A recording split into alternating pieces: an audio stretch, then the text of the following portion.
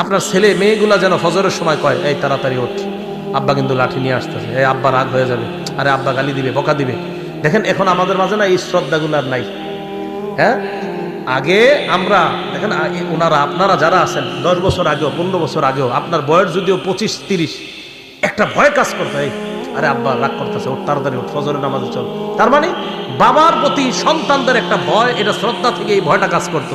আমেরিকার বিশাল বড় বড়লোক হয়ে যাওয়ার পরেও সন্তান বাবার সামনে যখন আসতো একদম বিড়ালের মতো নিচে দিয়ে তাকায়, কারণ আমার সামনে যিনি উনি আমার বাবা, আমি তার সন্তান। এই শ্রদ্ধাবোধগুলা নাই। জানেন কেন নাই? এই মিডিয়া, এই মোবাইল আমাদের বাবা আর সন্তানের এই শ্রদ্ধার সম্পর্ক নষ্ট করে দিচ্ছে। কেন জানেন? বাবা সন্তান স্ত্রী একসাথে বৈশা সিনেমা দেখে যে ঘরের মধ্যে, আপনি বলেন ওই সন্তান ওই বাবাকে কিভাবে শ্রদ্ধা করবে? করবে না।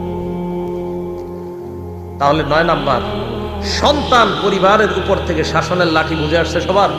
আপনার সন্তানটা যেন এই ভয় থাকে, এই শোন তাড়াতাড়ি নামাজে চল, নামাজে না গেলে আব্বা কিন্তু জি রাগ করবে। এই ভয় সন্তানদের মাঝে থাকাটা, এটা হলো শাসনের লাঠি।